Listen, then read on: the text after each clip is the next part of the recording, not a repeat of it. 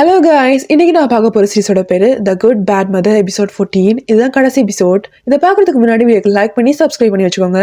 இப்போ வாங்க வீடியோக்குள்ள போகலாம். கிம் ஹீரோ தன்னோட ஆஃபீஸுக்கு கூட்டு வந்து பேசுறாரு. அவங்கிட்ட உனக்கு ஆக்சிடென்ட் ஆச்சுன்னு கேள்விப்பட்டேன், எனக்கு ரொம்ப கவலையா இருந்துச்சு, உனக்கு சரியானதை ஏன் சொல்லலன்னு கேட்கிறாரு. அதுக்கு ஹீரோ, நானும் இவ்வளவு நாள் ஆக்சிடென்ட் நினைச்சிருந்தேன், இப்போதான் பிளான் புரியுதுன்னு சொல்றான்.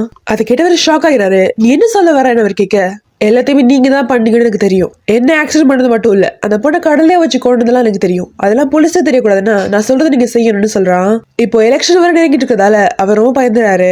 ஹீரோ அவர்கிட்ட, உங்களுக்கு எனக்கு எந்த பிரச்சனையும் இல்ல, எனக்கு சிஓ கூட தான் பிரச்சனை, அவன் தான் என் அப்பாவை கொண்டான், நான் அவர் மேல ரிவெஞ்ச் எடுக்கிறதுக்கு நீங்க ஹெல்ப் பண்ணா மட்டும் போதுன்னு சொல்றான். அவர் அப்போ கன்வின்ஸ் ஆகாத மாதிரி தெரியுது. ஹீரோ அவர்கிட்ட, உங்க பொண்ணு என் கூட தான் இருக்கா, அவ உங்களுக்கு எதிராக கண்டிப்பா சாட்சி சொல்லுவான்னு சொல்றான். அவர் பேசாம நிக்க, நான் உங்ககிட்ட உதவி ஒன்றும் கேட்கல, உங்களுக்கு நான் ஒரு சான்ஸ் கொடுக்குறேன், என் கூட சேர்ந்தீங்கன்னா நீங்க பிரசிடென்ட் ஆகலாம், இல்லைன்னா அந்த சிஓ கூட நீங்களும் ஜெயிலுக்கு போக வேண்டியதான்னு சொல்றான்.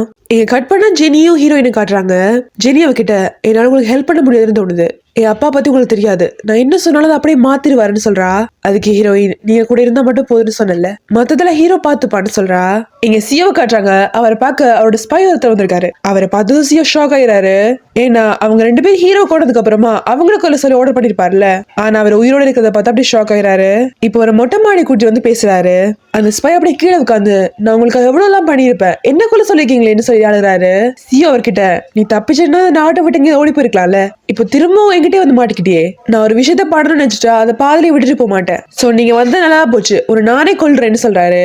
அப்போ அந்த ஸ்பை, நான் மட்டும் தனியா வந்திருக்கேன்னு நீங்க சந்தேகப்படலையா, நீங்க பேசிட்டு இருக்கதெல்லாம் என் மத்த ஸ்பை கேட்டுட்டு இருக்கான், நீங்க என்ன கொன்னாலும் நீங்க பண்றதெல்லாம் எப்படியாவது எக்ஸ்போஸ் பண்ணிடுவான்னு சொல்றாரு. அதை கேட்டு கோவப்பட்டு அவர் அடிக்கிறாரு. அப்படியே அவனை எட்ஜு கூட்டிட்டு போய், உனக்கு கொண்டுட்டு வேண்டாம், உனக்கு என்ன வேணும்னு கேட்கிறாரு. அப்ப பின்னாடி ஹீரோட குரல் கேக்குது. அவன் அப்படியே அங்க மாசா என்ட்ரி கொடுக்குறான். அவர் அப்படியே ஹீரோ பார்த்து ஷாக் ஆகிறாரு. உடனே பிளாட்டை மாத்தி ஹீரோவை பார்த்து சந்தோஷப்படுற மாதிரி நடிக்கிறாரு. அவன் கிட்ட, நீ வந்துட்டல, இது எனக்கு போதும், நீ குணமாயிட்ட, நீ ஏன் சொல்லவே இல்லைன்னு கேட்கிறாரு. அவனும் உங்களை பதில எனக்கும் சந்தோஷம்னு சொல்லி அவரோட கையில ஹேண்ட் கப்ஸ் போடுறான். அப்படியே அவர்கிட்ட, நீங்க பண்ண எல்லா கிரைம்ஸ்க்கும் எவிடன்ஸ் இருக்கு, அதனால உங்களை அரெஸ்ட் பண்றேன்னு சொல்றான். அவர் அப்படியே ஷாக்ல பாத்துட்டு இருக்க, பின்னாடி போலீஸ் ஆஃபீஸர் எல்லாம் வந்து அவர் அரெஸ்ட் பண்ணிட்டு போறாங்க. இப்போதான் என்ன ஆச்சுன்னு ரிவீல் பண்றாங்க. அந்த ரெண்டு ஸ்பைக்கும் சிஓ தங்களை கொலை பண்ண பார்த்து தெரிஞ்சதும் உடனே ஹீரோ கால் பண்றாங்க. அவன் தான் அவர் அப்படியே ரெட் ஹேண்டா பிடிக்கிறதுக்கு ஒரு பிளான் கொடுத்துருப்பான். அவங்களோட பிளான் படி அந்த ஒரு ஸ்பை சிஓ பார்க்க வந்திருப்பாரு. அவர் வாயில இருந்து அந்த ஸ்பை அவரை கொலை பண்ண ட்ரை பண்ணது சொன்னதும் அதை தன்னோட போன்ல ரெக்கார்ட் பண்ணிட்டு அதை எவிடன்ஸை காட்டி போலீஸ் பிடிச்சிட்டு போயிருப்பாங்க. இப்ப அதை பத்தி அவன் பிரஸ்ல இன்டர்வியூ கொடுத்துட்டு இருக்கான். இங்க உள்ள ஹீரோட விட்ட காட்டுறாங்க. அங்க ஊருக்காரங்க எல்லாருமே சேர்ந்து உடனே டிவி பார்த்துட்டு இருக்காங்க. அவங்க வீட்டுக்கு பக்கத்துல இருந்த நெய்பர் போட்ட பாட்டு இப்ப ஹிட் ஆயிருக்கும்ல, அதை தான் கேட்டுட்டு இருப்பாங்க. அப்போதான் டிவில சிஓ அரெஸ்ட் ஆனதையும் ஹீரோட இன்டர்வியூ காட்டுறாங்க. சாமோட அதை பார்த்துட்டு, இது உண்மைதானா இல்ல கனவுகாரனான்னு கேக்குறாரு. அவரோட வைஃப் அடிச்சதுக்கு அப்புறம் தான் உண்மையினே அவருக்கு புரியுது. ஹீரோக்கு இப்ப கூடமான எல்லாரும் அழுறாங்க. அவங்க ஹீரோட அம்மா கிட்ட, ஏன் எங்கள்கிட்ட முன்னாடி சொல்லலன்னு கேக்குறாங்க. ஹீரோட அம்மா, என்ன மன்னிச்சிருங்க, இப்ப நாங்க எல்லாரும் ஒண்ணா சிஓலுக்கு போய் ஹீரோ பாக்கலாம்னு சொல்றாங்க. அப்படி எல்லாரும் சந்தோஷப்படுறாங்க. இப்போ ஹீரோட கேஸ் கோர்ட்ல நடக்க போகுது, அதுக்காக தான் எல்லாரும் போயிட்டு இருப்பாங்க. ஊர்க்காரங்க மட்டும் இல்ல, ஹீரோட அம்மா கூட அந்த போலீஸ்காரங்களும் வராங்க. அதே டைம் இங்க சாம், ஹீரோயின், ஜெனி எல்லாம் கூட்டிட்டு அந்த ரவுடியும் வரான். இப்ப கோர்ட்ல அந்த ஸ்பை எல்லாம் சாட்சி சொல்றாங்க. அதே மாதிரி ஹீரோ அந்த ரெக்கார்டிங்ஸ் எல்லாம் காட்டுறான். இப்ப ஹீரோ அந்த ஸ்பை கிட்ட, எதுக்காக சிஓனை கொலை பண்ண பார்த்தான்னு கேக்குறான். அதுக்கு அவர் பண்ண நிறைய இல்லீகலான விஷயத்த பத்தி எனக்கு தெரியும், அதெல்லாம் வெளியே போக கூடாதுன்னா அவர் கொலை பண்ண பாத்திருக்காருன்னு சொல்றாரு. அப்ப ஹீரோ, இந்த மாதிரி அவருக்கு முன்னாடி வேலை பார்த்த எல்லாருமே அவர் கொண்டுட்டாரான்னு கேட்க அந்த ஸ்பை ஆமான்னு சொல்றாரு. அப்படி இந்த கோல்ட்ல இருந்த எல்லாருமே ஷாக் ஆயிராங்க. அப்ப ஹீரோ, அவர் உண்மைதான் சொல்றாரு, இதுக்கு எங்கிட்ட ப்ரூஃப்ஸ் இருக்கு, இதுக்கு முன்னாடி அவருக்கு ஒர்க் பண்ண 4 செக்ரட்டரி அவர் தான் கொண்டு இருக்காருன்னு சொல்றான். நீங்க கடல்ல இருந்து கண்டுபிடிச்ச பாடி என்னோட செக்ரட்டரியோட தான் சொல்றான். இப்போ அதுக்கான ப்ரூஃப்ஸ் எல்லாம் காட்டுறான். அந்த ஸ்பை எங்கிட்ட கூட நிறைய பேரை கொலை பண்ண சொல்லியிருக்காரு, அவரோட செக்ரட்டரிஸ் மட்டும் இல்ல, அவருக்கு எதிராக யாரை பேசினாலும் அவரை கொண்டுருவாங்கன்னு சொல்றாரு. அப்ப ஹீரோ, இதை ப்ரூஃப் பண்ணதுக்காக நான் ஒரு சாட்சியை கூப்பிடணும்னு சொல்றான். இப்ப இந்த கோர்ட் ரூமுக்கு கிம் வராரு. அவரை பார்த்து அப்படி ஷாக் ஆயிடுறாங்க. இப்ப பிளாஷ்பேக்ல என்ன ஆச்சுன்னு காமிக்கிறாங்க. ஹீரோ அவர்கிட்ட, நீங்க அவருக்கு எதிராக சாட்சி சொன்னா உங்களுக்கு எந்த பிரச்சனை வராம நான் பாத்துக்கிறேன்னு ஹீரோ சொல்லியிருப்பான். அவரும் இப்ப சிஓக்கு எதிராக சாட்சி சொல்றாரு.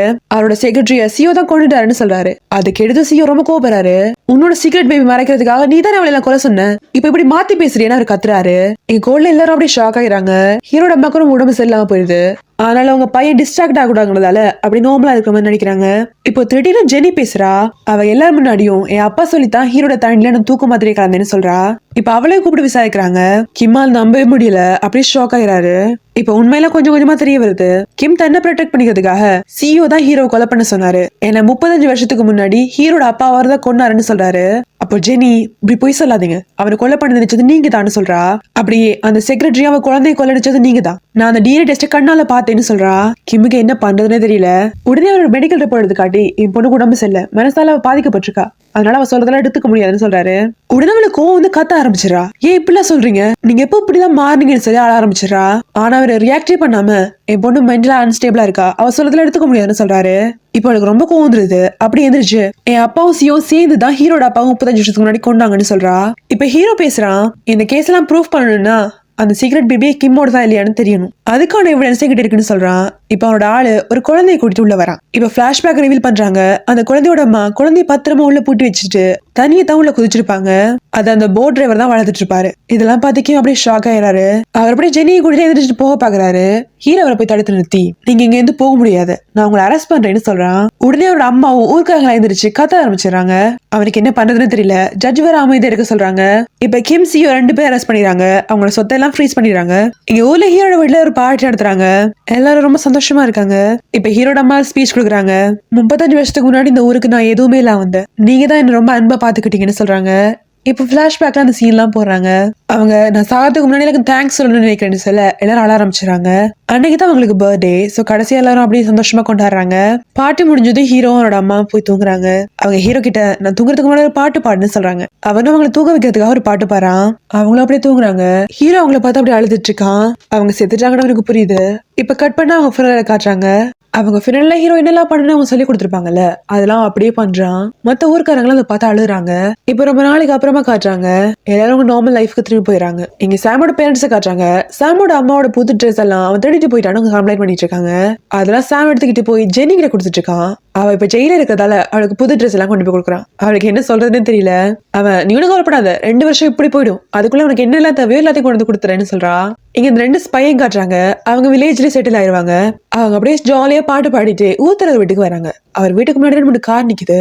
அவங்க என்னாச்சு இறங்கி வந்து பாக்குறாங்க. ஊத்தலோட வைஃப் மாஸ்க் லேடி இருக்காங்கல்ல, அவங்க ஊருக்கு போறதுக்காக எல்லாம் ரெடி பண்ணிட்டு இருப்பாங்க. ஊத்தலவர் அவங்களுக்கு பின்னாடி ஓடி வந்து நீ இப்ப திடீர்னு எதுக்காக ஊரை விட்டு போறேன்னு கேக்குறாரு. அப்பதான் முதல்ல அவங்க ஃபேஸை ரிவீல் பண்றாங்க.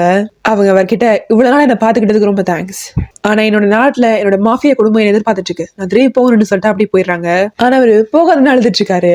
ஆனா அவங்க போயிட்டு இருக்கும் போதுதான் அவங்க பிரெக்னெண்டா இருக்காங்கன்னு அவங்க தெரிய வருது. சோ உடனே பிளான மாத்தி அவங்க கூட்டிட்டு போக வந்தவங்க கிட்ட நான் வர முடியாது, இதை போய் அப்பா கிட்ட சொல்லிடுங்கன்னு சொல்றாங்க. இங்க ஹீரோவை காட்டுறாங்க. ஹீரோயின் குழந்தைங்க எல்லாருமே ரொம்ப சந்தோஷமா இருக்காங்க. அவங்க ஃபேமிலியா ஒரு போட்டோ எடுக்கலாம் ட்ரை பண்ணிட்டு இருப்பாங்க. அப்ப ஹீரோ அவனோட அம்மாவோட பழைய போட்டோ எடுத்து பாக்குறான். அதுக்கு பின்னாடி ஒரு லெட்டர் இருக்கு. அதை எடுத்து படிக்கிறான். அதுல நான் உனக்கு ஒரு நல்ல அம்மாவை எப்பயுமே இருந்தது இல்ல, அடுத்த ஜென்மத்திலேயே நீயே எனக்கு குழந்தையா பிறந்தா, அப்ப நல்ல அம்மா இருக்க ட்ரை பண்றேன்னு இருக்காங்க. அதை பார்த்து ஹீரோ அழுறான். அவன் பக்கத்துலயே அவங்க இருக்கிற மாதிரி இமேஜின் பண்ணிக்கிறான். அந்த ஜென்மத்திலேயாவது நான் டார்ச்சர் பண்ணாம இருப்பேன், உன்னை சாப்பிட விடுவேன், உனக்கு டேலண்ட் எல்லாம் நான் மதிப்பேன் எழுதியிருக்காங்க. அப்படியே கடைசியா அந்த ஜென்மத்திலேயாவது நான் உன்னை இவ்வளவு சீக்கிரம் விட்டுட்டு போக மாட்டேன், இப்படிக்கு ஒரு பேட் மதர்னு எழுதியிருப்பாங்க. இப்ப எல்லாரும் சந்தோஷமா இருக்க அப்படியே இந்த எபிசோடு முடியுது. ஓகே காய்ஸ், இன்னொரு சீரீஸ்ல மீட் பண்ணலாம். அதுக்கு முன்னாடி லைக் பண்ணி சப்ஸ்கிரைப் பண்ணி வச்சுக்கோங்க. பாய் பாய்.